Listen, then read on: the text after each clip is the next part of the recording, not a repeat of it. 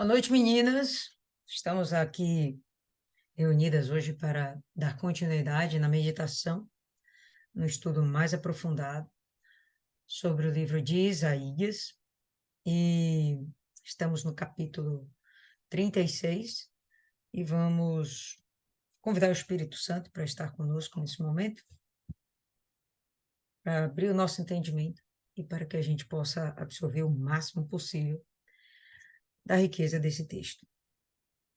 Senhor nosso Deus, amado Pai, estamos aqui diante da tua santa presença e pedimos que o Senhor venha guiar, meu Pai, tudo quanto for feito nessa sala hoje.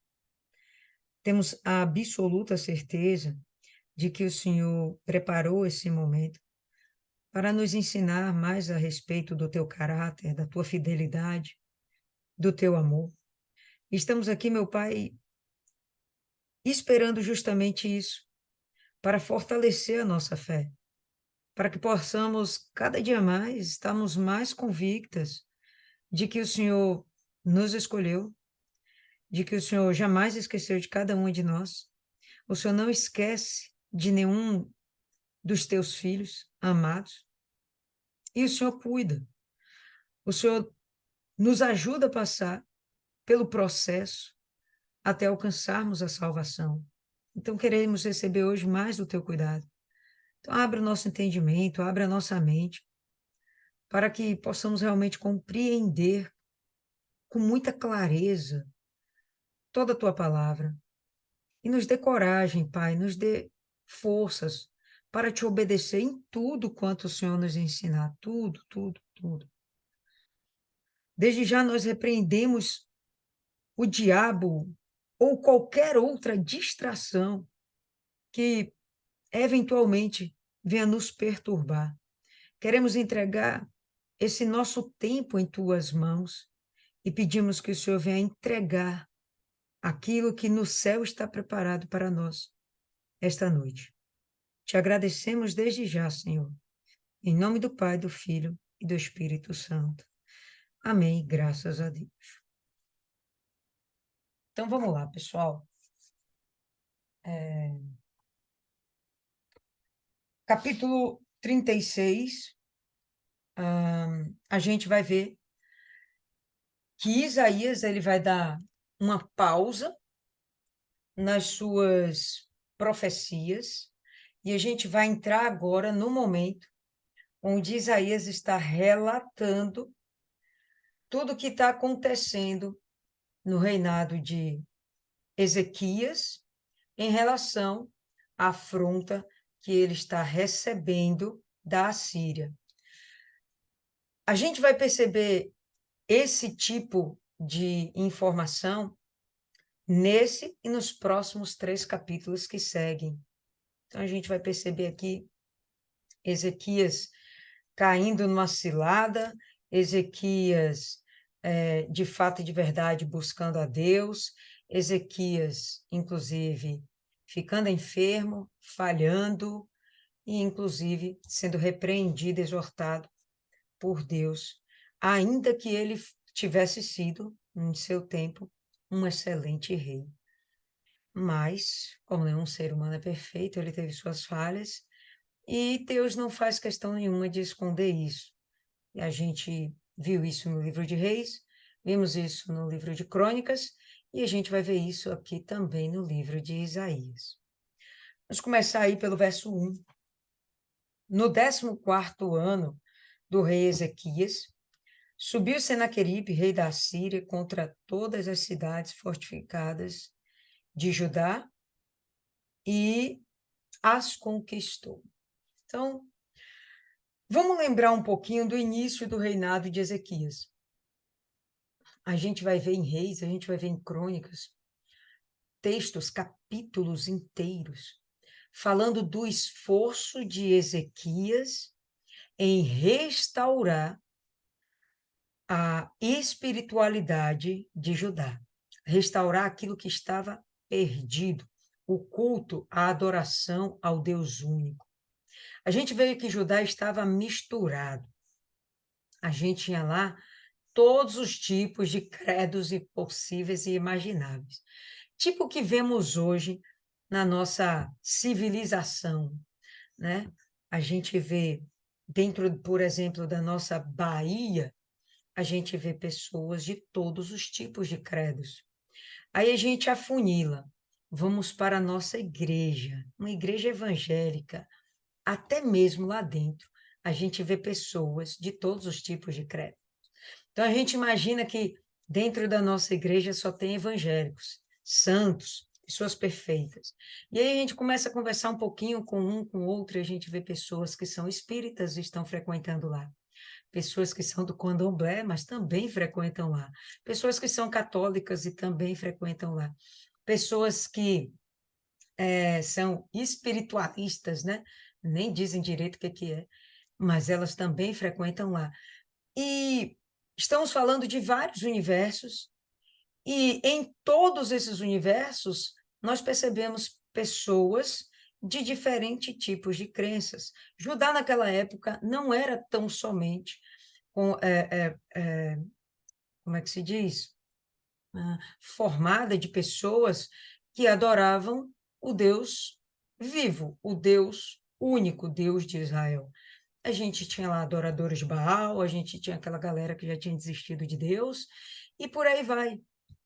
E adoradores de outros falsos deuses, que também não vale a pena mencionar agora. Mas é assim, é essa bagunça que Ezequias começa a governar. Ezequias, muito prudente, muito consciente, ele entende que ele só vai ter o favor de Deus dentro do seu governo se de fato ele desenvolver a sua comunhão com Deus e se levar a sua nação a praticar a mesma coisa. Então, ele começa uma reforma religiosa, restauração do templo. Mais uma vez, eles voltam a comemorar a Páscoa. Eles tinham parado de fazer essas coisas, né? Voltam os sacrifícios de uma forma, como é que se diz? Sequenciada, como determinado no Pentateuco. A gente vê que ele tem essa preocupação em, de fato e de verdade, fazer com que haja a remoção das abominações de dentro de Israel. Ele busca fazer com que sejam retirados até os falsos altares que existiam ainda dentro de Judá, de adoração ao Deus vivo. Sabemos que só existia um lugar agora que Deus havia determinado para que ele fosse adorado, que era em Jerusalém, que era no templo que estava no Monte Sião. E aí a gente vai ter, dentro de Judá, muitos outros altares misturados com altares de falsos ídolos, e toda Judá estava lá misturada. Então, é como a gente vê hoje também, dentro das igrejas evangélicas, pessoas que estão com um pezinho no mundo, um pezinho dentro da igreja, um pezinho em uma outra religião, um pezinho dentro da religião evangélica, né? É isso aí que ele encontra. E aí o que que ele faz? Começa essa restauração e ele é muito bem sucedido. Tudo que ele coloca a mão prospera. Todas as batalhas que ele intenta, todas as conquistas que Ezequias intenta, tem sucesso. Então ele vai lá e ele conquista novamente a terra dos filisteus, ele acaba a sua aliança com os assírios, ele tem essa ousadia de crescer as suas fronteiras, os seus limites, fortificar as suas cidades principais. Então, ele faz todo um trabalho de restauração, não só religiosa, mas a restauração até da moral do povo judeu. A gente vai ver todo esse trabalho feito pelo Ezequias. Mas vocês observam que o texto aqui, verso 1, ele já começa falando assim, no 14º ano do rei Ezequias. Bom, se durante os primeiros anos da sua gestão ele teve o trabalho de fazer uma restauração religiosa no meio do seu povo, a gente vai perceber que esse povo estava sendo, de fato, edificado em Deus. Estava tendo um trabalho ao redor disso. Os sacerdotes, eles voltaram a estudar a palavra de Deus. Eles voltaram a ensinar o povo. Diante disso, obviamente que estava havendo conversão. Vamos falar dessa forma. Estava de fato havendo um florescimento espiritual dentro de Judá. Estamos falando aqui de 14 anos. Por que que a Síria não veio antes? Por que que a Síria esperou 14 anos Ezequias se preparar, se fortificar em todos os sentidos, para então vir atacar Judá? Eu, de minha parte, fico pensando, enquanto ele estava focado no reino de Deus, o próprio Deus estava lá guardando eles. Mas ele brilhou. E brilhou de tal forma que ele acabou com sua aliança com a Síria. Quando ele termina essa aliança com a Síria? A gente não sabe dizer se é no 14º ano do seu reinado, ou se realmente foi lá no primeiro ano do seu reinado. Em que momento isso aconteceu? Isso aconteceu. Mas a Síria, ela não se levantou de imediato, em princípio, porque deu tempo para que ele crescesse, se fortalecesse. A gente vê que ele vai novamente tentar uma aliança com a Síria, e o texto aqui vai falar um pouco sobre isso, mas, tipo, um pouco tarde demais, né? Ele vai, refaz a sua aliança, paga altos tributos e logo depois ele percebe que a Síria o traiu. Então, houve um lapso de tempo entre ele desistir da Síria, cancelar seu pacto com a Síria e continuar cuidando de sua terra, cuidando de sua nação. E eu tenho certeza que tudo isso foi movido pelo instinto dele, instinto não, pelo desenvolvimento espiritual dele, de entender que ele dependia de Deus e não de pactos com outras nações, que inclusive eram nações pagãs, que não adoravam a Deus. Então, na hora que ele faz isso, eu creio que existiu realmente um lapso de tempo. E ele está lá se fortificando. Passaram-se 14 anos. Bom, agora vem realmente uma ameaça real, tá? Ele já se rendeu mais uma vez à Síria, ele fez um novo pacto com a Síria, mas a Síria o traiu. Por quê? Porque ficou sabendo, diante daquele alto tributo, vocês lembram lá? Qual era o tributo? Eram, acho que 300 talentos de ouro e mais não sei quantos de prata. Isso era muita coisa, tanto que ele teve que tirar o ouro da sua própria riqueza pessoal e tirar o ouro do templo, inclusive, para pagar esse imposto, vamos dizer assim. Então, quando ele faz isso, ele percebe que fica muito pesado. O que que Ezequias intenta fazer? Ó, vou então fazer uma aliança com o Egito, tá inclusive mais pertinho de mim. Vou fazer um pacto com o Egito. A gente já fez outros pactos antes, e o Egito, com certeza, é mais forte do que eu. E tendo o Egito do meu lado, eu estou capacitado para confrontar a Síria ou para resistir à Síria. Esse foi o pensamento de Ezequias. Isso em algum momento veio à tona. O rei da Síria ficou sabendo e ele se levanta contra o Egito. De passagem, ele vai e se levanta contra Judá. É esse momento que a gente está vendo aqui. Então, no 14º ano do rei Ezequias, subiu Senaqueribe. Ele esperou muito tempo, vamos dizer assim, 14 anos, não são 14 dias. Deu tempo suficiente para esse povo se tornar, inclusive, muito fiel ao seu rei, ao rei Ezequias. E ele está lá agora com cidades fortificadas. Porém, nesse momento, o que acontece? Em virtude de ele ter voltado atrás no seu plano inicial, que era só depender de Deus, a gente vê que a Assíria se levanta contra Judá. Então, um momento de fraqueza espiritual dele. Satanás se levanta para destruí-lo. Bom, a gente pode comparar isso com a nossa vida cotidiana. Então, se a gente está lá firme com Jesus, buscando todo dia, meditando na palavra, orando, jejuando, usando as armas da fé, né? Assistindo aos cultos, indo à igreja, fazendo parte da comunhão, da congregação. Se a gente está cuidando da nossa vida espiritual, o diabo pode até se levantar, mas ele não vai ter espaço para invadir na nossa vida. O que a gente está vendo aqui nesse momento com Ezequias é que o diabo não achou só espaço, ele invadiu de verdade. E a gente vai ver no final desse versículo assim, ó. 14º ano do rei Ezequias, subiu Senaqueribe, rei da Síria, contra todas as cidades fortificadas de Judá e as conquistou.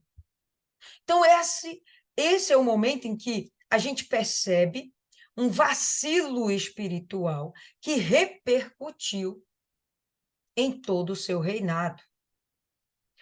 Ele destruiu tudo, o Senaqueribe? Não. Mas ele fez um estrago muito grande. E ficou muito pertinho de ele destruir tudo. A gente sabe que Jerusalém acaba sendo poupada, mas pela intervenção do próprio Deus, diante da humilhação de Ezequias. Vamos adiante. Então, as cidades fortificadas foram tomadas, e quando a gente pensa em cidade fortificada, pessoal, lembra de uma Lauro de Freitas da vida. A gente não tem nada de fortificado. Se, por exemplo, um exército inimigo viesse contra nós, eles entrariam pela Estrada do Coco, entrariam lá por Areia Branca, entrariam pela Estrada do Coco, sentido sul, no sentido norte, sabe? Entrariam pelo mar. O que estaria nos protegendo de um exército inimigo? Nada. Não temos uma cidade fortificada. Mas quando a gente vê aqui no texto, cidades fortificadas, estão falando de cidades que estão muradas, que existe, inclusive, um exército para protegê-las, muros altos para guardá-las. Sabe lá quanto custa murar uma cidade? Sabe quanto tempo leva isso? Qual a demanda disso? Mas, enfim, as cidades fortificadas dentro de Judá não eram uma ou duas, mas todas elas foram tomadas por Senaqueribe. Todas. Então, o rei da Assíria enviou Rabisaque de Laques, ou Laquis, a Jerusalém, ao rei Ezequias, com um grande exército. Quando a gente vê aqui essa passagem, então o rei da Assíria, ele enviou Rabsaque de Laques a Jerusalém. O rei da Assíria estava em Laques, ou Laquis, sinceramente não sei. Acho que é Laquis mesmo. O rei da Síria estava em Laquis, era uma cidade fortificada e algo que eu acredito que vocês não sabiam, assim como eu não sabia também. Mas nós não temos aqui na Bahia a primeira cidade como sendo a capital, Salvador, a segunda cidade, eu acredito que seja Feira de Santana ainda. Pois bem, a gente vai ter aqui que nessa época Jerusalém era a primeira cidade. E olha só quem era a segunda cidade: Laques. Laques, na verdade, era um centro, é, é, um centro militar. Era uma região fortificada, de fato, e que guardava uma das principais estradas que levavam a Jerusalém. Então, era uma cidade muito importante mesmo. Não só pelo desenvolvimento dela, mas também pela posição estratégica onde ela se localizava dentro do território de Judá. Ela dava acesso a Jerusalém. Então, o que acontece? A gente vê que essa cidade foi dominada. Eu vi alguns estudos falando que os muros dela tinham 5 metros de altura por 6 de largura. 6 metros de largura seria o suficiente para que o próprio exército, sendo atacado, pudesse lutar ali em cima, sem acabar caindo do muro. Pessoal, isso era algo muito poderoso, né? Mas, enfim, acabou sendo dominado pelos assírios. Então, o rei continua lá, o rei Senaqueribe, que talvez nem fosse o rei, talvez o rei realmente fosse Sargão, mas Senaqueribe fosse um chefe que foi em nome do rei, naquele momento ele ainda não era rei, mas enfim, ele que está comandando essa operação, e ele chega, manda Rabsaqué lá para Jerusalém, ao rei Ezequias com um grande exército. Sem sombra de dúvidas, o objetivo dele era intimidar Ezequias com o seu grande exército.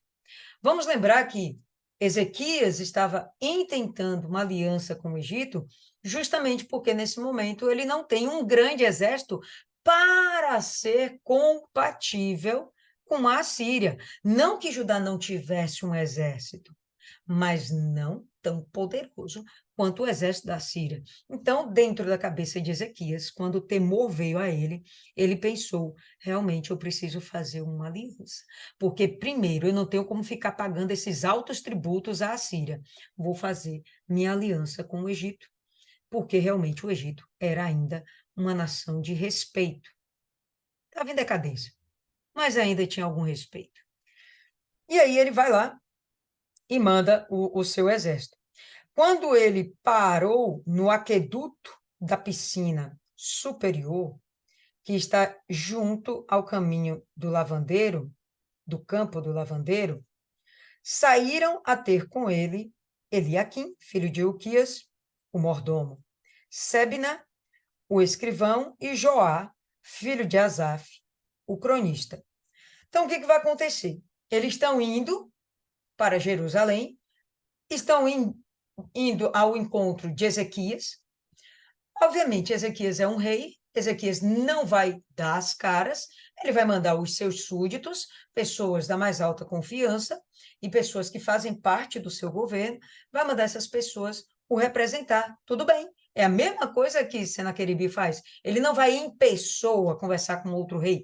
Não, ele manda alguém em quem ele confia muito, que tem muito respeito dentro do exército dele, no meio do povo dele, dentro do governo dele, e vai manda ter com Ezequias. Então, essas duas comitivas vão se encontrar.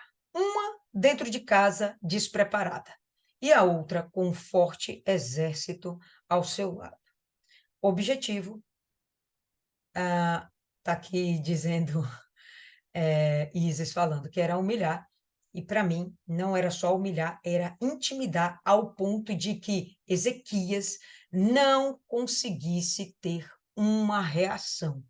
Então ele ia ficar tão impressionado com o que estava vendo que ele ia imediatamente fazer o novo acordo com a Síria, se submeter ao jugo assírio. O que acontece? Verso 4. Disse-lhes Rabsaqué: dizei a Ezequias: assim diz o rei, o grande rei da Assíria. Que confiança é essa em que te estribas, em que te apoias? Ele vai e começa o seu discurso intimidando, fazendo pouco caso, aqui sim humilhando, concordo, humilhando a sua grande estratégia militar, humilhando a sua grande ideia, colocando em xeque o seu grande posicionamento, que seria a aliança com o Egito, né? Então, disse-lhe Rabsaqué, né, dizer a Ezequias, assim diz o grande rei, rei da Síria, que confiança é essa em que te estribas? Dizes possuir estratégia e força militar, mas proferes apenas palavras vãs, palavras vazias. Em quem agora confias que contra mim te rebelas? Então, é como se Senaqueribe estivesse lá, pessoalmente, e dissesse Por que você está se rebelando contra mim? Em quem você realmente está se apoiando para achar que, de fato, você tem um excelente plano para me combater? Qual é o seu grande exército? Quais são as suas grandes ideias? Qual é a sua grande estratégia? E ele vai fazer pouco caso do Egito, né?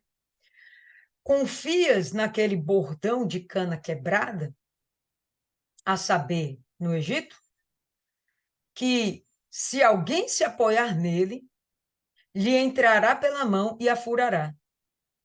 Assim é Faraó, rei do Egito, para com todos os que nele confiam. Então, pensa aí, pessoal, só para a gente ilustrar, que você vai se apoiar em um caniço, em uma vara, e que você acaba se apoiando nela, e essa vara, por estar quebrada, acaba te perfurando. Ela tem uma ponta e acaba te perfurando. Aquilo que seria uma grande ideia, ela de verdade vai acabar sendo a sua ruína. E, de fato, a grande. ah, Como é que se fala? A grande sacada de Ezequias foi, de fato, ele ter começado seu reinado se estribando em Deus, na sua fé, na certeza de que Deus o guardaria e o faria prosperar, o faria um bom governante.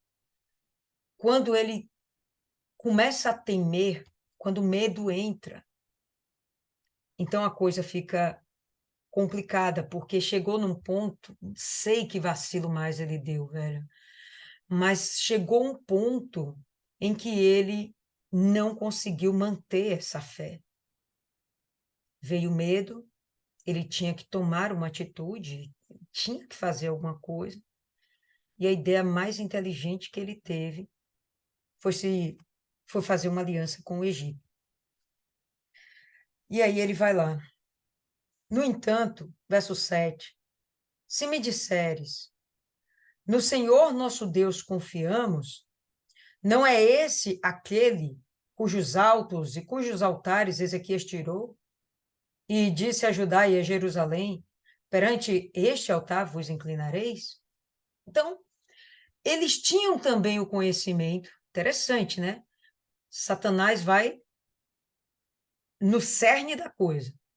Eles tinham conhecimento, a Síria tinha o entendimento de que Ezequias, nesses 14 anos em que estava governando Judá, ele fez questão de fazer uma limpeza espiritual, inclusive dentro do seu território.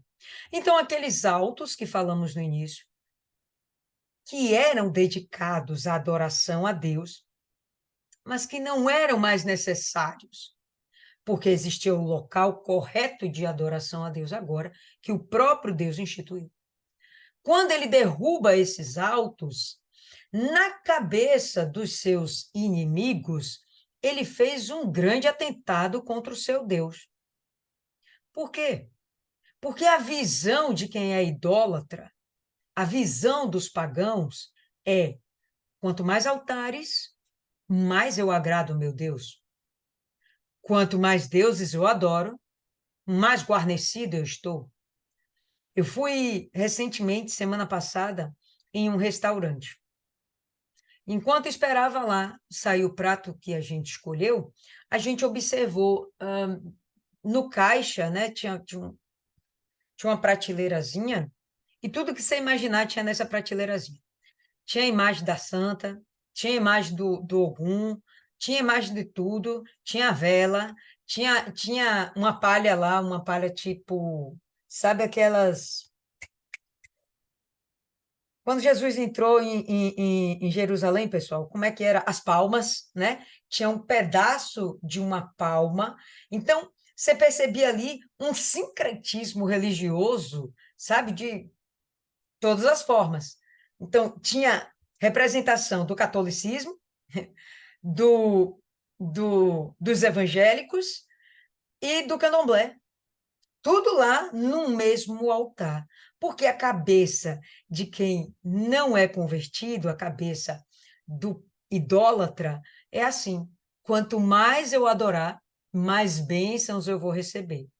Então, quando Senaqueribe fica sabendo que essas coisas aconteceram dentro de Judá, ele acha que isso foi um grande atentado contra Deus. Ele não consegue compreender isso. E ele usa isso aqui, justamente nesse momento, como argumento para dizer: olha, você está perdido. Você vai confiar no Egito? E se você for confiar em Deus, caramba, você acabou de trair Deus um dia desse. Você destruiu os altares desse Deus que você diz adorar. Bom, mas ele não sabia que pelo menos isso aí tinha sido uma coisa certa, né? Não tinha sido um erro de Ezequias. Ora, faze uma aposta com meu senhor, o rei da Assíria. Eu te darei 2.000 cavalos, se tu puderes dar cavaleiros para eles. Então, os assírios, eles encontram uma brecha. A brecha não foi um vacilo militar. Eu não consigo entender dessa forma. Para mim, de fato, a brecha foi um vacilo espiritual de Ezequias. A Síria entra com muita facilidade dentro do território de Judá, toma as cidades fortificadas e continua ainda em frente, porque o objetivo dele é destruir por completo aquela nação, subjugá-la por completo. Igual Satanás, né? Fazer dos seres humanos seus fantoches particulares. Então, chega um momento em que eles, de fato, conseguem chegar até o rei Ezequias e eles começam agora a apontar os seus erros.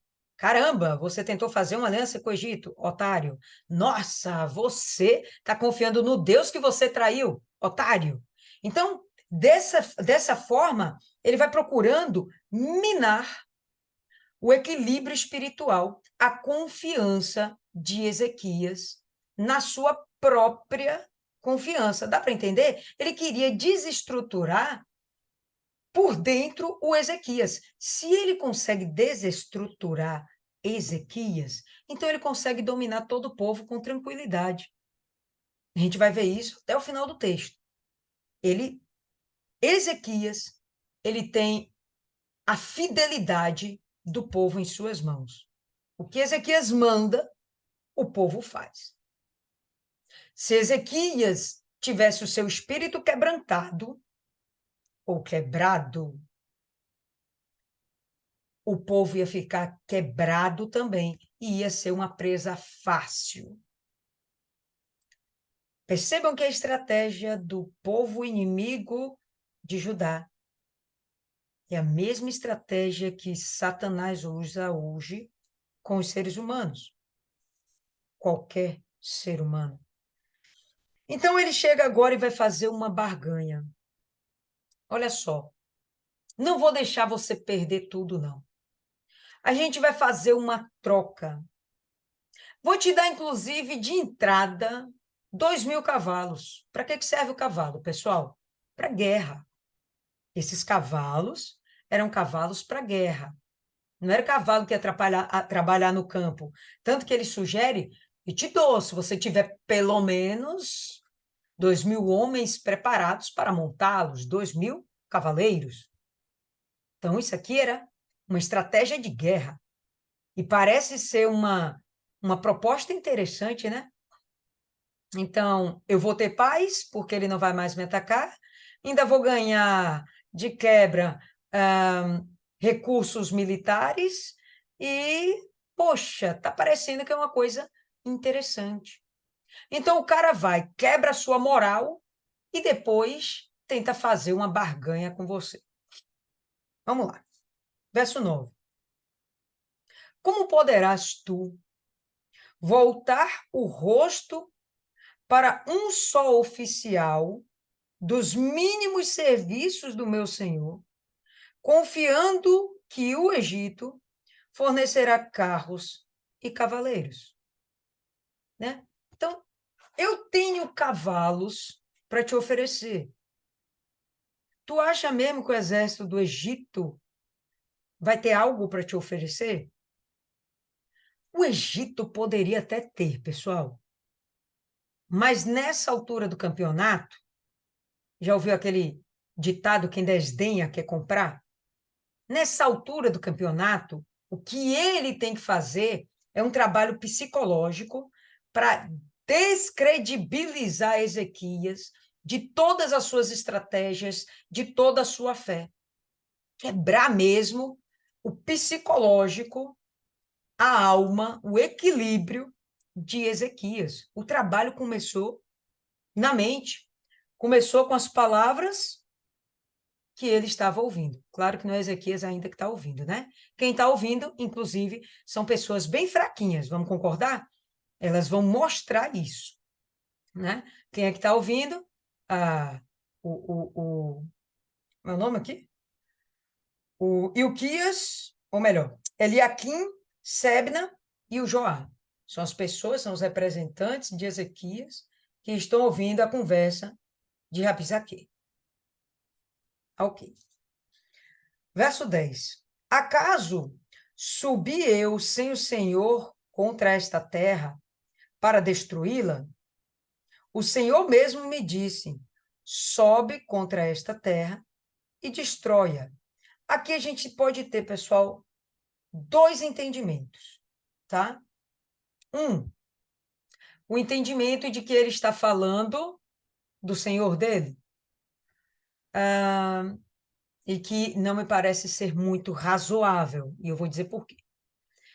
Pode ser o senhor dele, né? Olha, você acha que eu estou vindo aqui porque eu quero? Não, quem está mandando aqui é o meu líder, meu rei. Mas eu acho mais plausível que, de fato, ele esteja alegando que quem mandou ele lá foi o próprio Deus. Porque eu não sei como está na sua versão, mas o Senhor aqui na minha versão aparece com letra maiúscula.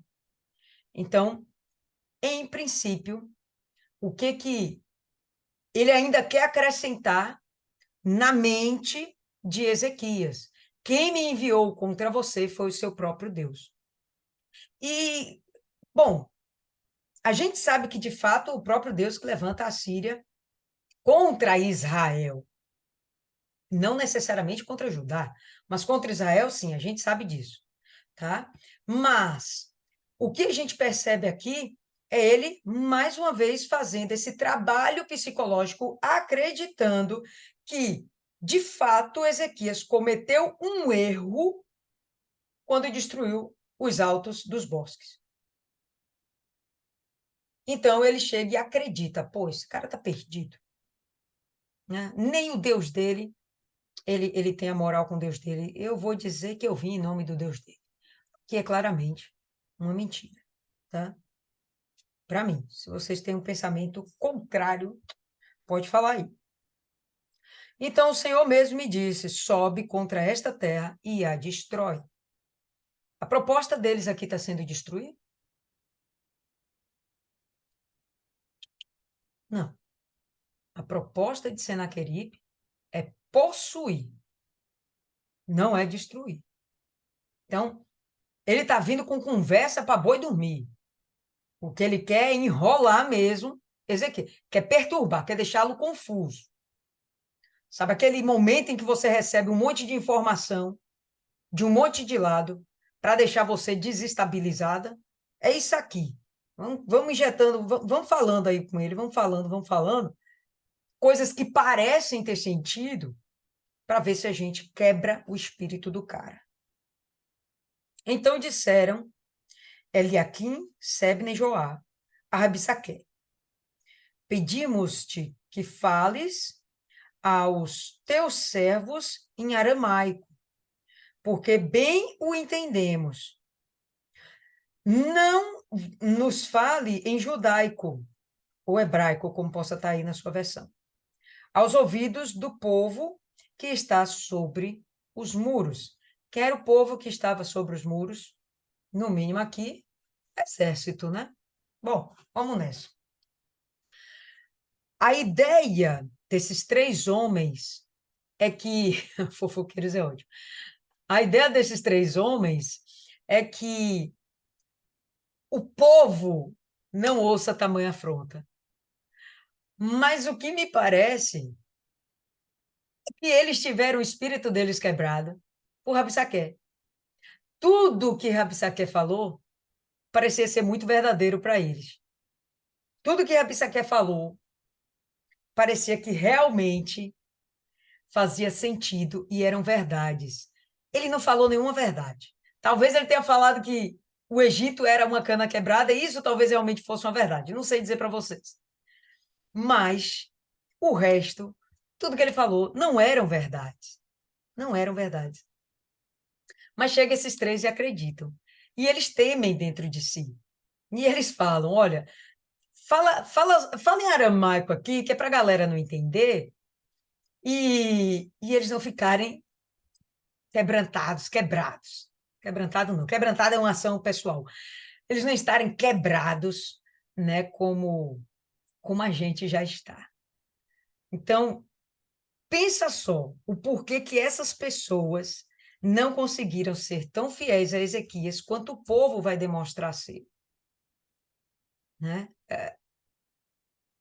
Talvez pelo fato de eles estarem perto de Ezequias.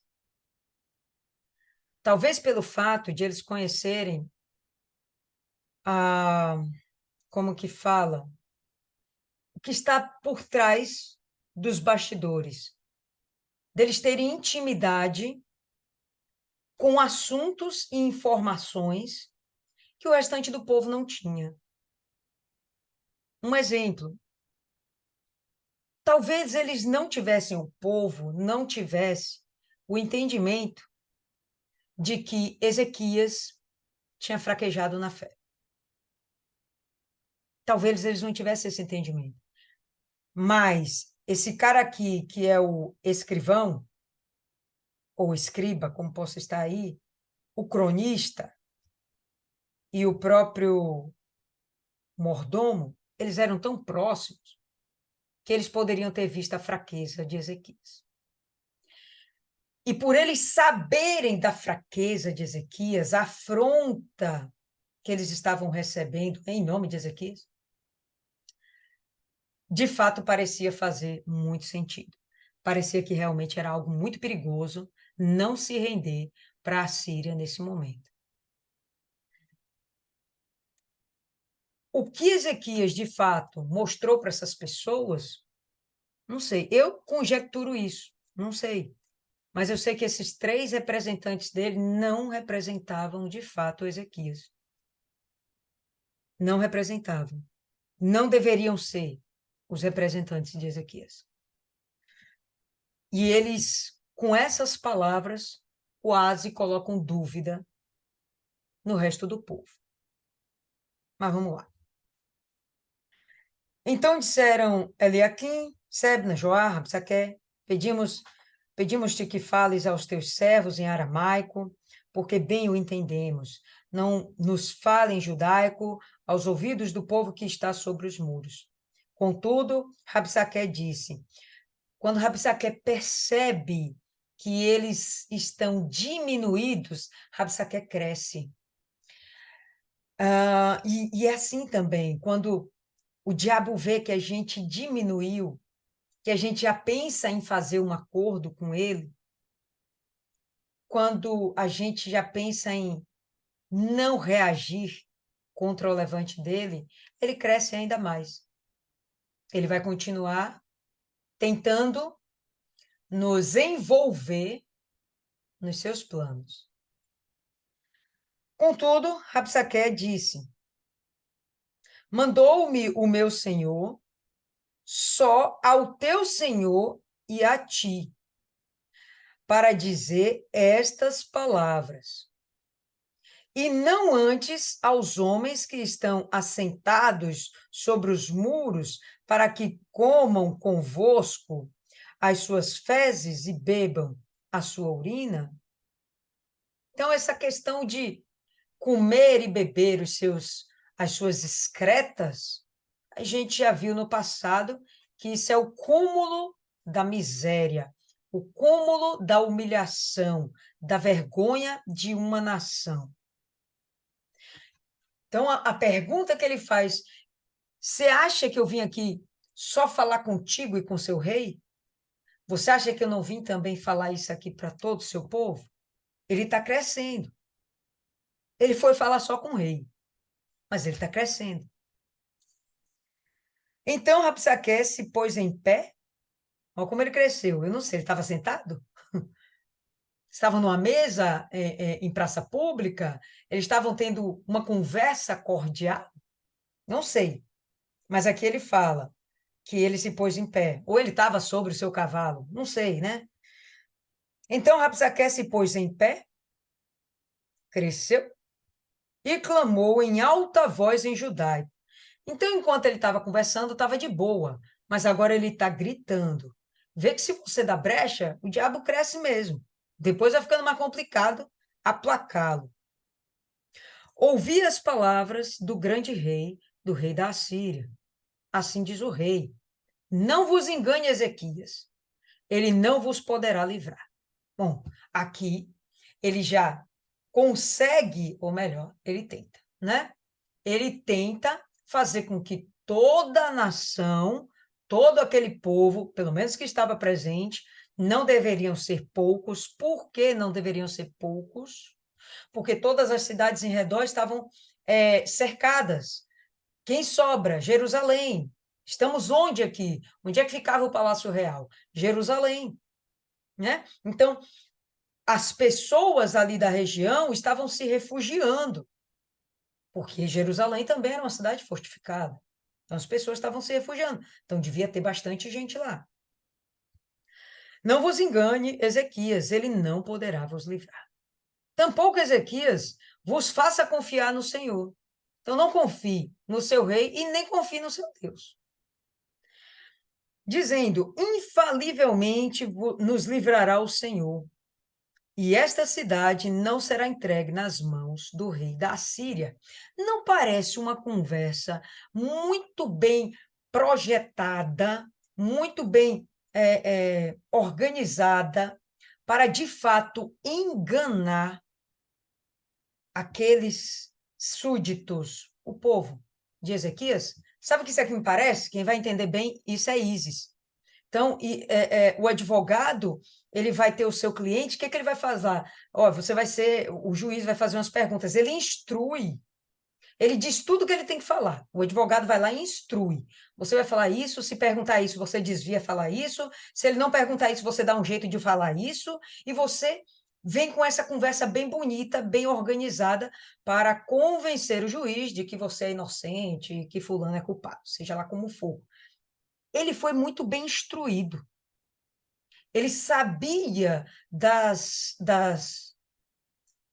detalhes, da intimidade, do culto ao Deus de Israel. Então, quando ele fala com propriedade. Né? Quando Satanás, de repente, chega quer acusar a gente. Ah, isso aconteceu porque você não está orando. Quando foi a última vez que você jejuou? Você não está jejuando, você não lê a Bíblia. Né? Você mentiu tal dia, ó, você foi grosso com fulano. E por aí vai. Então, são coisas, um diálogo bem bolado, diálogo não, é um monólogo bem bolado para fazer a pessoa cair no engodo, cair no engano. Tá? Não deis ouvido a Ezequias. Assim diz o rei da Assíria: aliai-vos comigo e saí a mim. E coma cada um da sua vide e da sua figueira, e beba cada um da água da sua cisterna. Parem de seguir esse seu rei, parem de seguir esse seu Deus e submetam-se a mim, porque eu vou dar condições para que vocês, inclusive, continuem plantando, colhendo, vivendo do produto, do trabalho que você desenvolve. Parecia uma coisa muito boa. Inclusive, teria paz, né? Uma aparente paz. Se cada uma dessas palavras de Rabsaque fosse verdade, ele não teria já se levantado contra Judá. Ele não teria se levantado. papel dele é ser outro. O que ele quer aqui não é ajudar. Ajudar. O que de fato ele quer é dominar. Esse povo que aparentemente aqui vai ter liberdade para plantar e colher, na verdade serão escravos deles. Então, aquela história da meia-verdade, né? Aí ele continua o resto da verdade. Vocês vão ficar aqui comendo, bebendo da sua figueira, né? Bebendo a água da sua cisterna, verso 17. Até que eu venha e vos leve para uma terra como a vossa, parecendo a sua própria casa, vai parecer o seu próprio lar.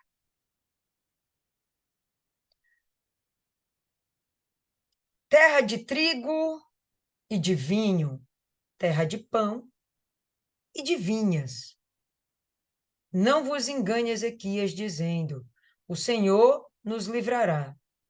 Livraram os deuses das nações, cada um a sua terra das mãos do rei da Assíria. Uma das propostas sedutoras de Satanás na atualidade é dizer para as pessoas que elas não precisam estar na igreja, que elas não precisam congregar, que elas podem buscar seu Deus dentro de casa. É como se fosse isso aqui, ó, pessoal. Você vai continuar comendo e bebendo numa terra que eu vou te levar. Proposta do mundo. Você vai continuar comendo e bebendo. Você olha na internet, você se alimenta daquilo ali. No mundo. Que parece até igual à sua igreja. Mas não é. Na verdade, você vai se tornar cativo meu, diz Satanás. Né? Isso aí, Isis. Ouvi a oração da meia-noite do bispo fulano de tal. Né? Estou protegida, estou guardada, estou liberta. Isso é um engano, é um engano. E aí você vê que a estratégia de Satanás não mudou? A mesma coisa do passado continua a mesma coisa hoje? Ele não consegue nem ser muito criativo? Vamos ver? Na verdade, não é nem que ele não consiga ser muito criativo, é que o homem é muito previsível. Ele nem precisa se esforçar muito. Mas vamos lá. Onde estão os deuses de Amate, de Arpade? Eram cidades, inclusive, de dentro da Síria, se não me engano. Onde estão os deuses de Sefarvaim? Livraram eles a Samaria da minha mão?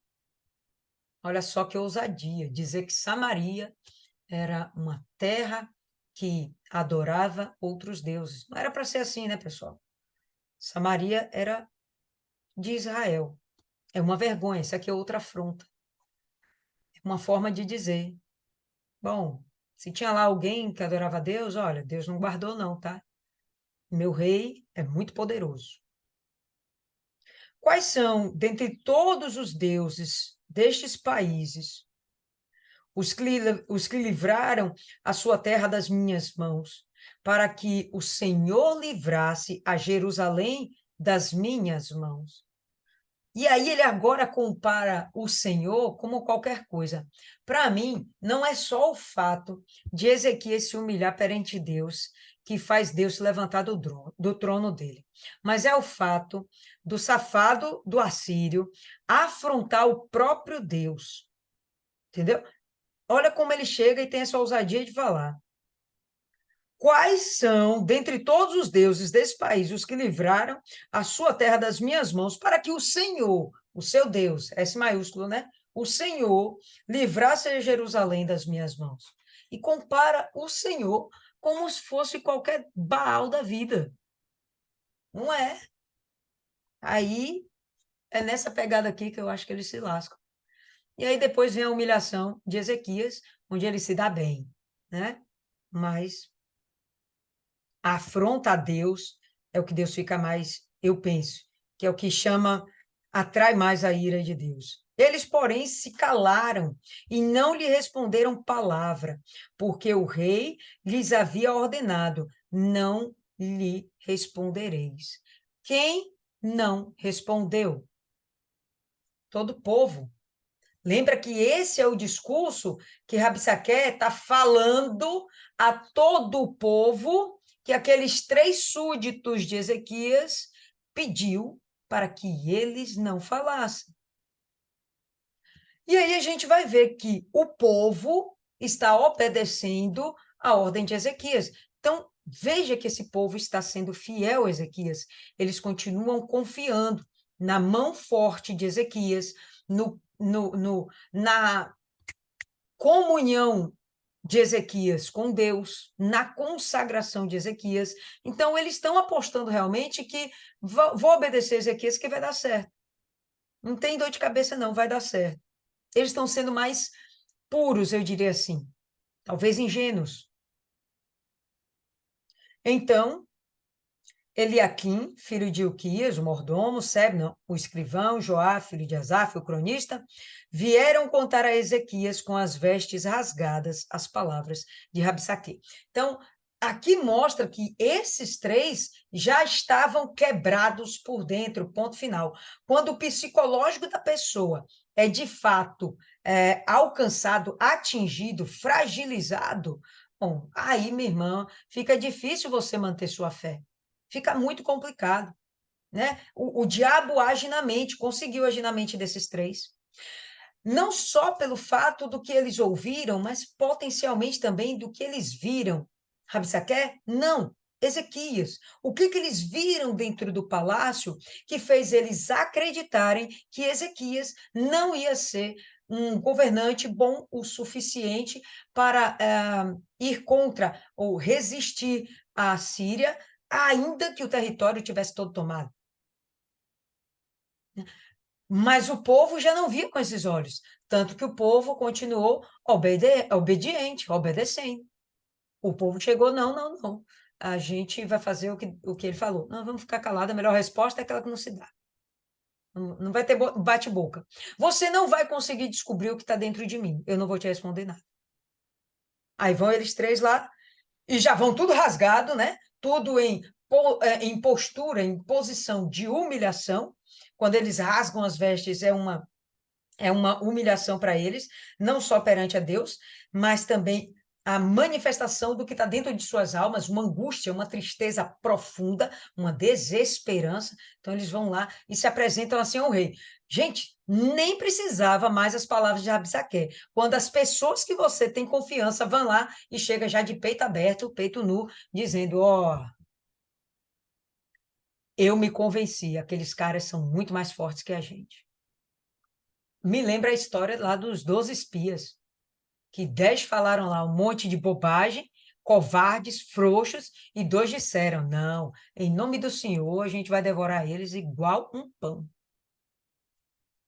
O espírito desses 3 súditos de Ezequias já havia sido destruído. Bom, você destruiu o espírito da pessoa, a fé vai ficar muito comprometida, tá? É isso aí que nós temos hoje, pessoal. Gostaria muito que vocês compartilhassem o entendimento de vocês, acrescentassem, e, enfim, é isso aí. O que vocês têm? Quem começa? Eu quero ouvir vocês, não fiquem caladinhas. Fala, dona Milene.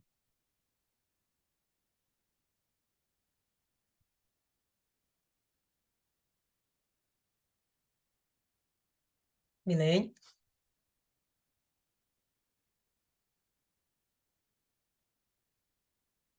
Tá. Eu É, estou falando e o microfone não estava funcionando. pronto, fechou. É, quando eu estava meditando sobre a Síria, e a gente meditou também no capítulo, se não me engano, acho que foi o 30, que falou das profecias é, contra a aliança, né, de Judá com o Egito, a gente vê que já estava, Isaías já dava aquela previsão para o povo e para o próprio Ezequias que aquela aliança era errada, que eles deveriam confiar em Deus. Eu imagino que nesse momento essa profecia se fez viva na mente deles, né, e do próprio povo também, que viu que cometeram um erro em tentar se aliar com uma nação idólatra, que pecaram contra Deus e sabiam que agora tinham que se arrepender para que houvesse a misericórdia, que também foi uma promessa na profecia de Isaías, que Deus se voltaria para eles se eles se voltassem para Deus. Então, eu acho que isso tudo foi ressurgindo nesse momento, e o silêncio também é uma resposta dessa, né? E quando você vê a Síria, quando você vê esse representante da Síria falando dessa forma e diminuindo a Deus e atingindo diretamente a fé daquelas pessoas, a gente, espiritualmente falando, a gente sabe que é o próprio Satanás se materializando ali naquelas palavras para minar a fé daquelas pessoas, porque elas sabiam que elas tinham se santificado e que, apesar disso tudo, acharam brecha para caírem, mas que se elas se arrependessem, Deus voltaria para eles e aí tudo estava destruído. A vitória era certa. Então, ele, sabendo disso, veio atacar espiritualmente para que isso não acontecesse. Mas, como estratégia também, a Síria já adotava isso. Por que eu acho isso? Porque ela cita os deuses de outras nações. Então, talvez já fosse uma estratégia deles minarem a fé daquela nação, dos deuses daquela nação que ele ia destruir. Como talvez já fosse uma estratégia deles, como era uma estratégia, depois que ele dominasse aquela nação, eles tiravam aquele povo e levavam para uma outra terra. Por isso que aqui na passagem ele diz que vai te levar para uma outra terra, onde você vai. Porque já era uma estratégia, eles não deixavam o mesmo povo. Eles fizeram isso com Israel. Eles tiraram o povo de lá, levaram para outras nações e trouxeram outros povos e colocou em Israel. Houve uma misturada ali total, que já era uma forma que a Síria fazia. Então, é, é aqui uma questão também que a gente vê de estratégia de guerra, mas acima de tudo é espiritual mesmo. É o próprio Satanás ali falando para derrubar a nação, já como a senhora mesmo falou, na mente e na fé, para que eles não se levantassem, não tivessem forças para lutar ou para crer que Deus pudesse interceder por eles. Perfeito. E você trouxe aí à memória isso agora, das profecias que Isaías tinha falado realmente contra a aliança do Egito. E lembra que teve um capítulo que o profeta ele fala forte, Deus, né? Fala forte dizendo assim: você está fazendo as escondidas. Pensa que eu não sei? E talvez até por isso, porque esse pacto com o Egito estava sendo feito por debaixo dos panos, não era realmente para todo mundo ficar sabendo, até porque não era a ideia que essa aliança chegasse aos ouvidos da Síria.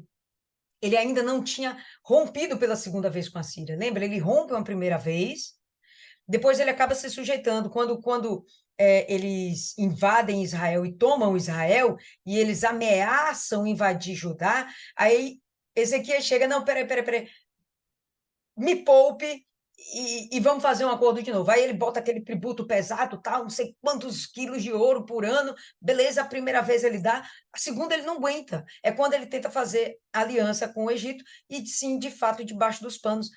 E, bom, quem poderia saber disso? Os três benditos dos súditos. O povo não saberia disso. Talvez aí esteja esse espírito, o espírito desses três súditos de Ezequias já estava quebrado. Eles já estavam desesperançados em si mesmos, eles já estavam desesperançados de que Ezequias pudesse fazer algo, porque, de fato, eles perceberam que Ezequias se sentia impotente e estava querendo fazer uma aliança com o Egito. De fato, as profecias já estavam ecoando e não era para fazer uma aliança com o Egito. De fato, o que Rabizaque falava parecia ser uma grande verdade. Então aí eles se entregaram, né? Se entregaram. Interessante isso aí. Fala, Martiane.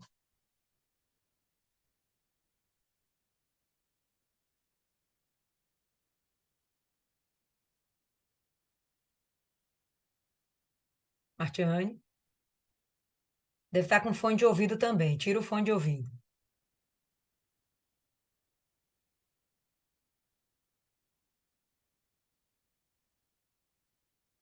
Enquanto Martiane está lá se preparando. Pode falar, Martiane. Eu dei a voz aí a você. Não, não estamos te ouvindo. Se você tiver com o microfone, talvez seja esse o problema. Tira o microfone e fala sem ele.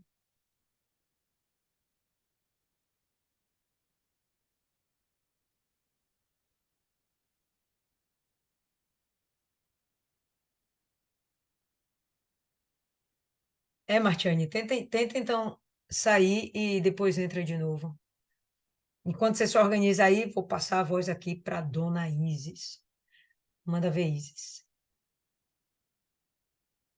É, alguém falou aí, Milene, me, me trouxe à memória, assim, quantas vezes não vem à nossa porta esses enviados do cão para tentar minar nossa fé, dizer que você não pode, que você não consegue, que ser crente é difícil, que você está perdendo sua juventude. E não é uma vez só, não, são várias vezes.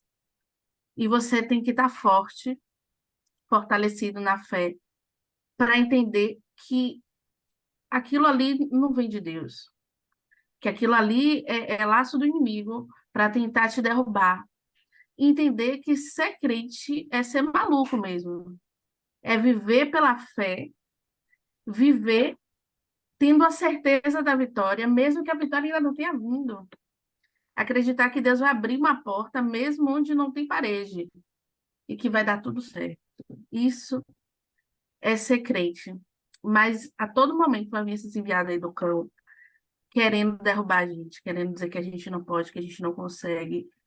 E às vezes a gente mesmo, pelo menos eu, às vezes eu me pego pensando que eu não vivo,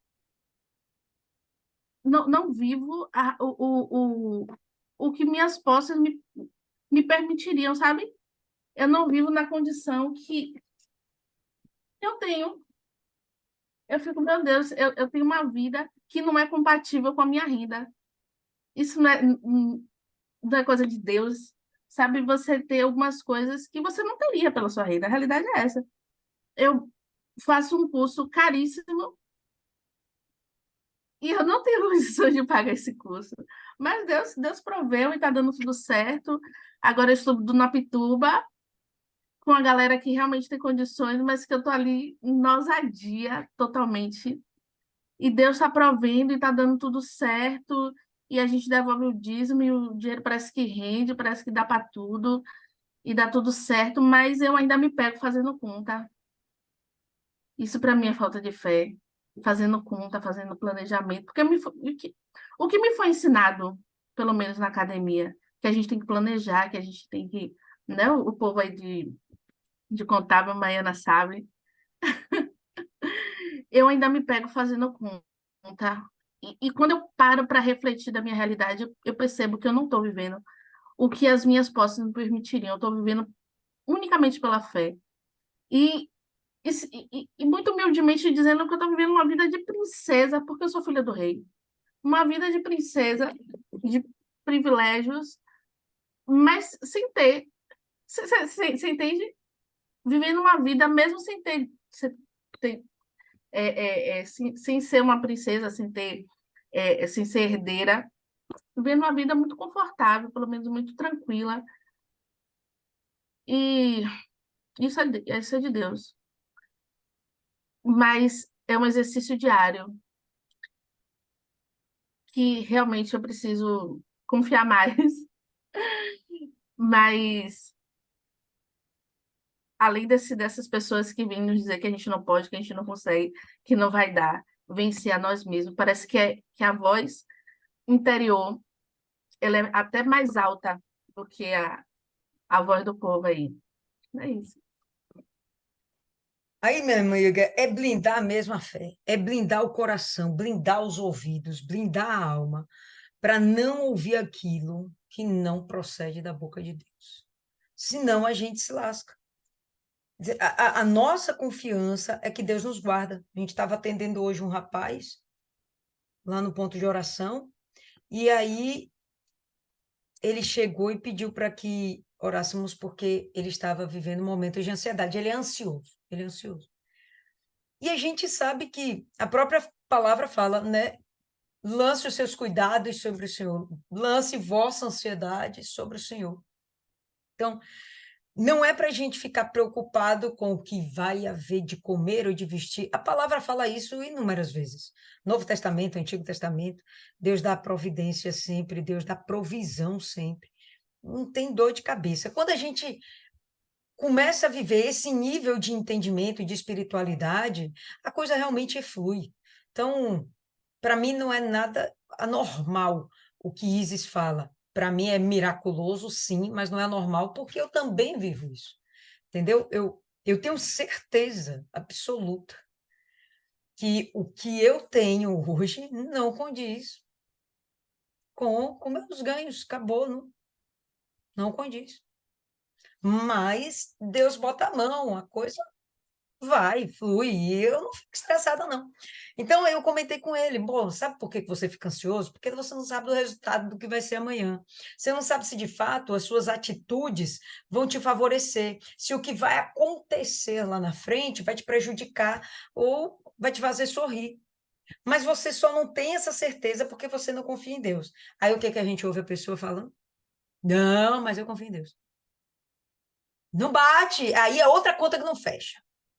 Você confiar em Deus e você viver ansioso, você viver preocupado, não bate. Então, não, porque o carro quebrou pela milésima vez e ninguém sabe qual é o problema. Eu sou mecânico, então não vou quebrar minha cabeça. Sou eu que sou o mecânico? Aí eu vou me focar para tentar descobrir dentro dos meus conhecimentos, vou buscar o conhecimento. Isso é uma coisa, isso não é ser ansioso, é você focar em algo que é da sua especialidade e você tem que dar conta. Mas não sou eu o mecânico, eu vou estressar.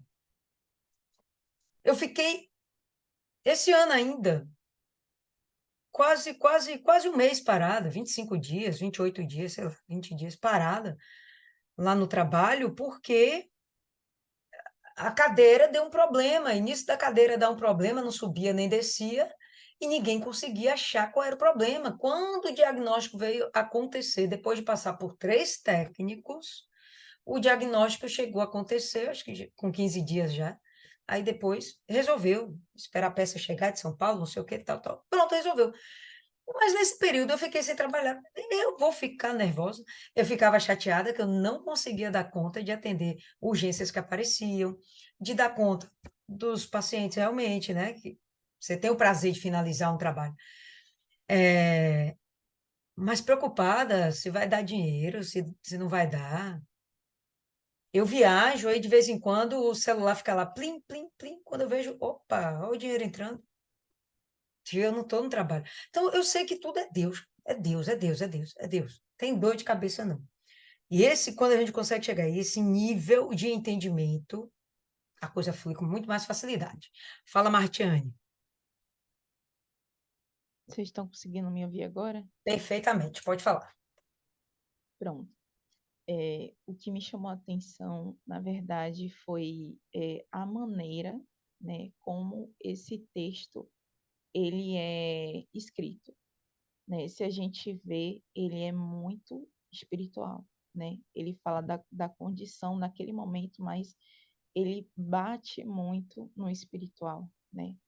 E eu estava aqui pensando no que a senhora falou no final, né? A senhora disse que quando o espírito ele é atingido, a fé ela é abalada. E isso é muito forte porque se a gente parar para pensar, como é que o espírito ele é atingido? Através das palavras, né? Através das palavras que a gente ouve, o espírito ele pode ser atingido, né? Como é que a fé é abalada? Através do que entra dentro da gente, né? E o diabo, ele trabalha muito com a mente. Ele tenta muito atingir o espírito, né, dos homens e das mulheres de Deus. E eu vi isso daí de uma forma extremamente espiritual. Eu acabei lembrando de Ananias e Safira, né? Quando o apóstolo Pedro, ele pergunta, né? Por que deixaste Satanás encher o teu coração? Né? Então, foi algo muito lógico. Se a gente parar para analisar esses versículos, a gente vai ver. O terreno estava sobre a posse de Ananias. Se ele não vendesse, era dele. Mas ele optou por vender, pronto. E por que que ele não depositou o valor total, né? Satanás ele trabalhou, né, dentro do espírito dele. o espírito dele ele foi atingido e a fé foi abalada. Então, ele não teve fé para dar tudo. Ele deu a metade, ou sei lá, 75%, ficou com 25%, eu não sei, né? Mas ele deu, não o que era para ele dar. Então, a fé dele foi atingida ali. E ele sofreu a consequência. E eu achei extremamente forte isso, porque a gente tem que ter cuidado com o nosso espiritual, a gente tem que ter cuidado com o nosso espírito e cuidado com a nossa fé. E é isso. Sem sombra de dúvidas. É exatamente nessa pegada aí, ó. Vou só abrir aqui, cadê? Para compartilhar com vocês aqui só algumas imagens. Quem mais aí, pessoal, quer falar algo, pode manifestar-se. Ó, dentro aqui desse mapa, tá dando aí para ver todo mundo? Manda um oi aí para mim, alguém. Tá dando para ver? Meu Deus, povo, abre a boca, fala aí alguém. Eu tô vendo. Pronto, beleza. Então, aqui a gente vai ver Lax, ó. Jerusalém está aqui nessa região, Lax está aqui. Lax era caminho, tá? Uma rota que existia pela próxima ao mar Mediterrâneo, né? Pela costa, e eles vêm descendo de lá de baixo, vêm descendo aqui. Os assírios já tinham tomado aqui a Fenícia, já tinham dado conta, né, de Efraim, toda essa região aqui do Israel. Eles acabaram dominando também, mais uma vez, os filisteus.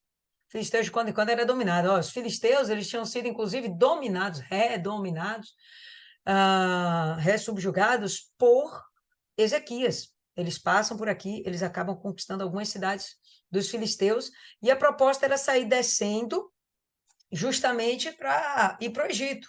A ideia era alcançar o Egito e acabar com o Egito. Sim, o Egito, sim. Aí acabar, né? E fazer deles súditos. Mas Judá, ela só entra na rota porque se colocou como um possível aliado do Egito. Então, quando o rei vem para cá, né? Daqui de Lax, ele chega e manda Senaqueribe, ou melhor, Rabsaqué, né? Senaqueribe está aqui, ele vai lá e manda Rabsaqué para Jerusalém, que aí sim era o centro espiritual da coisa. Então, vamos pensar, o objetivo de Satanás é atingir o seu centro espiritual. Então, ele vai vir com muitas ideias. Dá para a gente fazer muitas analogias aqui em cima desse texto. Lembra aquele primeiro momento em que a gente vê que, no verso 2, então o rei da Síria enviou Rabsaqué de Laques a Jerusalém, ao rei Ezequias, com um grande exército. Então, ele parou no aqueduto da piscina superior. Piscina superior. Em outras versões, fala águas superiores. Ele parou no lugar que era a fonte de água para a cidade. Ele parou no lugar que era a fonte de água. Não era só fonte de água, olha só que interessante. Que está junto ao caminho do campo do lavandeiro. O que era normal lá aquelas pessoas fazerem? Lavavam as roupas lá, tinha um campo, elas estendiam a roupa no campo, né? Depois vinham lá, recolhiam, enfim.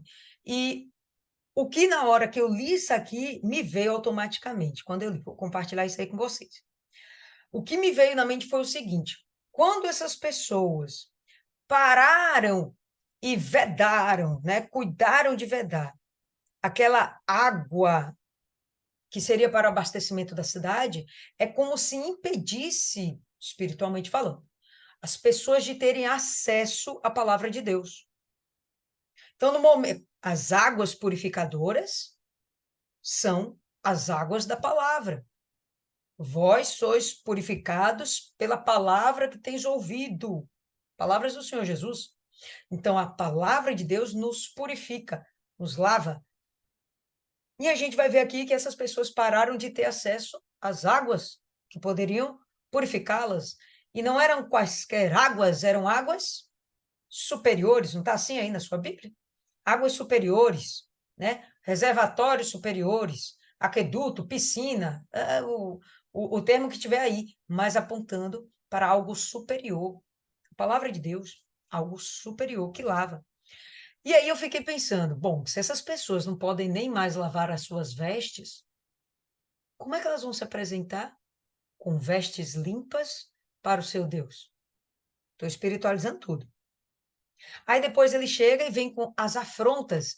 Então ele já impede você de ter acesso à palavra, impede como? Cria o desânimo, cria o cansaço, faz com que você se afaste das águas purificadoras. É assim que todos os caídos, eles dizem que aconteceu. Não, eu comecei esfriando, já não me lembro mais a palavra. Primeira coisa, esfriei, não lia mais a palavra. Aí vem o resto, né? E aí depois a gente vai ver aqui que ele vai e começa a fazer um trabalho psicológico. Quem é que fortalece seu psicológico? Palavra de Deus. Quem é que fortalece a sua alma? A palavra de Deus. Ah, você não tem mais acesso a essas águas? Aí o que Satanás falar, isso vai começar a macerar seu entendimento, sua consciência, sua sanidade, e vai começar a fazer com que você venha ter a sua fé minada, literalmente. Ele chega ao ponto de dizer que é um excelente acordo que você saia da sua terra, da sua casa. E essa casa, pessoal, era Jerusalém. Era a terra, o monte, o lugar, a cidade escolhida por nada mais, nada menos que o próprio Deus. Então, saia da casa de Deus, saia de onde Deus pode te alcançar e vá para um lugar que eu vou te levar. Não é nem que eu te mostrarei, um lugar que eu vou te levar. Uma estratégia diabólica. E daí o que a gente vai perceber é que junta a estratégia de Satanás com o pecado de Ezequias, a gente vai ver que aquelas pessoas que estão mais próximas começam, de fato, a perder a confiança naquilo que Ezequias confiava. Deus. Sem Deus, eles não iam vencer. E tanto que a batalha mais miraculosa que teve no tempo de Ezequias foi essa daqui, e só venceram pelo poder de Deus. Eles não mexeram um soldado do exército. Foi tudo anjo de Deus, tá? Vou mostrar aqui para vocês. Se alguém quiser acrescentar alguma coisa aí, pessoal, pode falar. Vou mostrar aqui para vocês uma outra imagem do que hoje é a cidade de Lax, tá?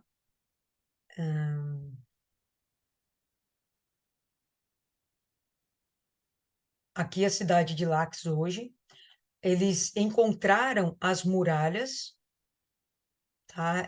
Elas, parte das muralhas externas, tinham duas muralhas em Lax, para você ver a importância que era essa cidade, tá? Tinha um quartel-general lá dentro, tinha um palácio lá dentro, certo? Era uma cidade importante. Então, eles encontraram aqui nas escavações, né? Isso aqui é um alto monte, encontraram nas escavações tanto parte do muro externo e o muro interno praticamente íntegro, né? Bem alto. E eles não conseguem encontrar hoje onde estava acampado o exército assírio, que provavelmente era aqui em redor. Por quê? Porque vocês vão ver que aqui tem plantações, tá vendo? Existem plantações hoje aqui, então, bom, se tem plantações e casas, moradias, eles não vão desfazer de sair para fazer escavação de sítio arqueológico, tá? Então, só para vocês terem uma noção, era um lugar alto. Mostrar aqui uma outra imagem. Pode abrir aí o áudio, Milene, e pode falar, enquanto eu vou aqui preparando outra imagem para vocês. Quando a senhora falou sobre a questão da fonte, né, do aqueduto e tudo, eu me lembrei de 2 Crônicas 32, que também fala sobre a invasão de Sinaqueribe, e aqui tem no versículo 7 que Ezequias falou ao povo, né? Esforçai-vos e tenham ânimo, não temais nem vos espanteis por causa do rei da Síria, nem por causa de toda a multidão que está com ele, porque há um maior conosco do que com ele. E logo depois dessa fala de Ezequias, veio o representante de Senaqueribe para falar aquilo tudo. Você vê que realmente é totalmente espiritual. Eu era para destruir mesmo a fé do povo. Sem sombra de dúvidas. É isso mesmo. Essa afronta, não é à toa que sempre a gente vê lá na igreja, né? Essa a meditação nessa palavra, né? Das afrontas de Senaqueribe.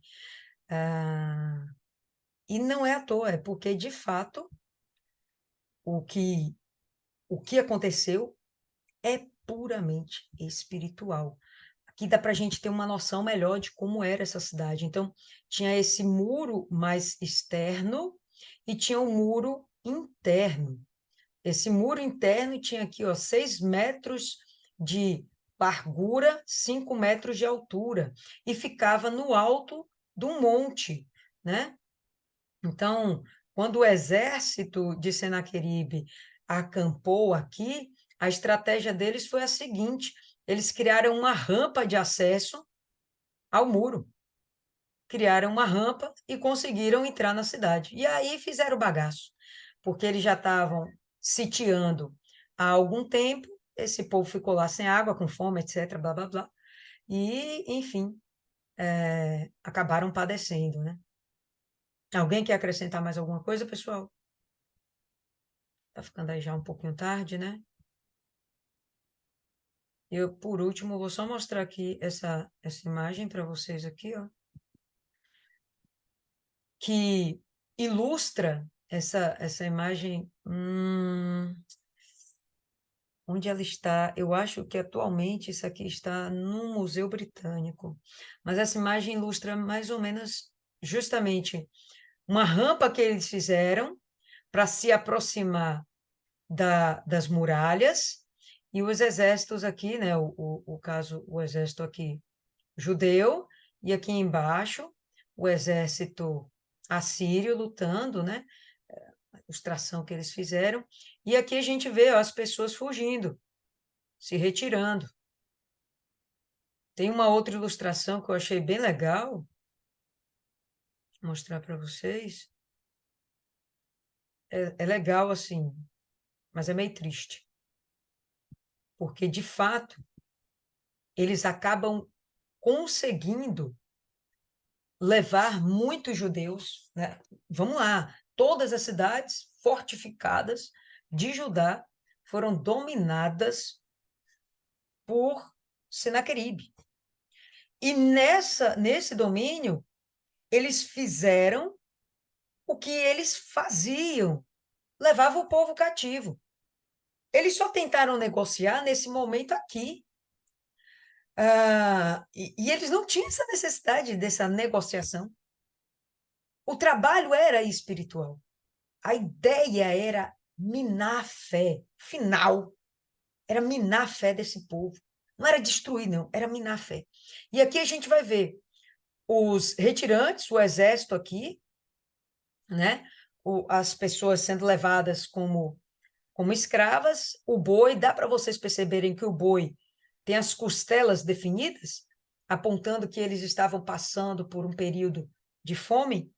Vocês vão ver aqui que o judeu que está sendo levado está de pé no chão, está puxando o boi, está puxando aqui uma carroça, estão aqui as mulheres, pé descalços, crianças, né? Algum bagulho que vão levando lá, roupas, suas tralhas, né? E sendo levadas, escravizadas, tá? O exército andando aqui, ó, do lado e matando os insubordinados, certo? Levando os demais escravos. Uma coisa interessante que a gente pode observar aqui, que o judeu gosta de ter? Barba longa.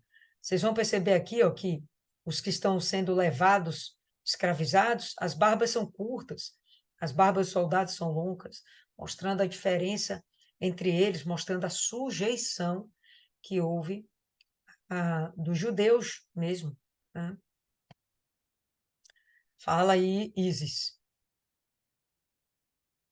Não, só queria complementar. Eu até discuti com minha irmã uma vez que o namorado dela era muito tímido. E tem uma parte na Bíblia que diz que os tímidos, ou outras versões, os medrosos, não herdarão o reino de Deus.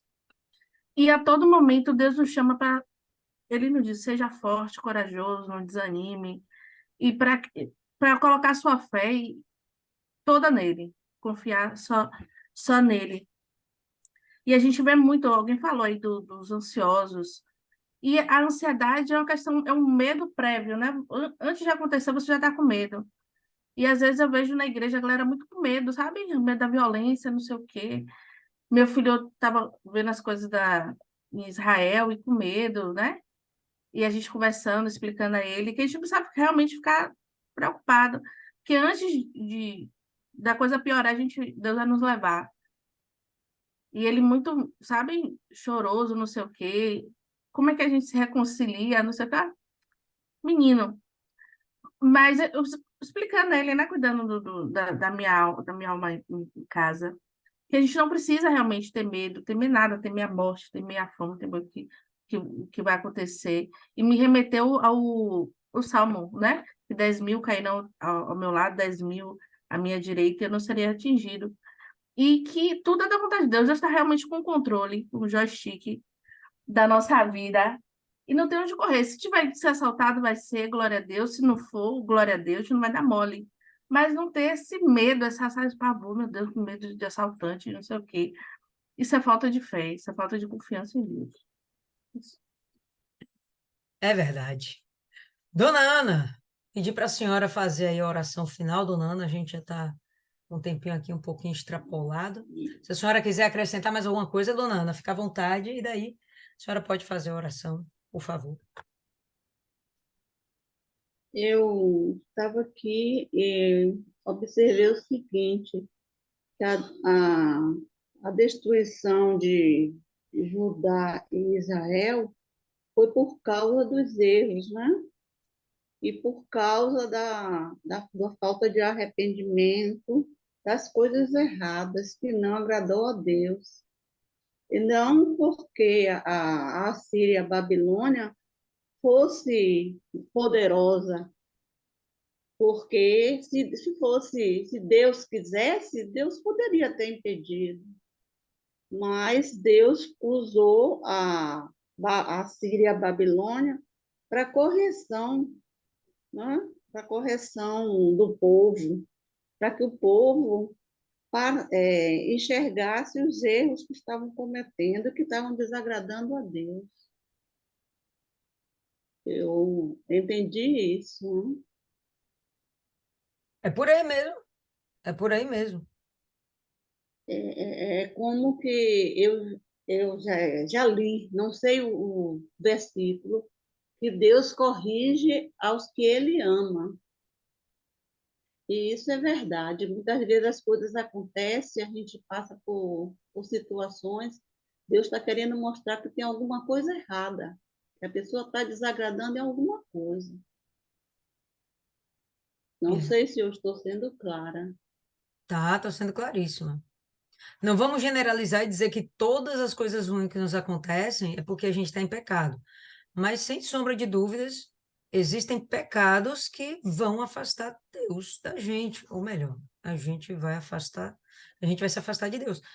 Tem coisas que Deus vai deixar a gente passar até para a gente aprender, né? É assim, filho rebelde, aprende apanhando, na tristeza. Mas acontece, está no processo. Faça a oração, É, dona Ana. vamos sim. Meu Deus, em nome do Senhor Jesus, nesse momento ainda na sua presença, Senhor, eu quero agradecer ao Senhor por esse momento, essa oportunidade de estarmos juntas, aprendendo da sua palavra, Senhor, porque precisamos, meu Pai, entender e compreender a sua palavra. para que possamos vencer, meu Pai, vencer com o Senhor. O mundo, meu Pai, está mal. As coisas erradas são certas e as certas são as erradas. Se nós não nos apegarmos ao Senhor, meu Pai, o que será de cada um de nós? Precisamos, meu Pai, nos manter firme na presença do Senhor, porque não adianta falar com nossos familiares. Os nossos familiares, eles observam, eles seguem exemplo, eles querem ver exemplo. Então, que o Senhor venha, meu Pai, nos dar sabedoria, dar entendimento, para que possamos, meu Pai, ser mensageiros do Senhor na terra, aonde estivermos, aonde chegar, meu Pai. Que possamos mostrar que o Senhor é vivo e que o Senhor, meu Pai, veio para salvar a humanidade, porque o Senhor nos ama e que o Senhor quer corrigir os erros para salvar. E, meu Pai, nesse momento eu quero agradecer ao Senhor por estarmos aqui e pedir a proteção do Senhor, meu Deus, para cada uma de nós, para todas as nossas famílias. Agradeço ao Senhor, muito obrigado, meu Pai, obrigado mesmo pela força de estarmos aqui, porque é sacrifício depois de um dia de batalha, de trabalho, permanecermos aqui reunidas. Por isso, meu Pai, nos dê uma boa noite e que o Senhor, meu Pai, guarde o nosso sono, renove nossas forças para estarmos prontas para o novo dia. É o que eu te peço, Senhor, Espírito Santo, em nome do Pai, do Filho e do Espírito Santo. Amém e graças a Deus. Amém, povo lindo. Então é isso aí. Por hoje é só. E a gente se reencontra quinta-feira. Deus abençoe.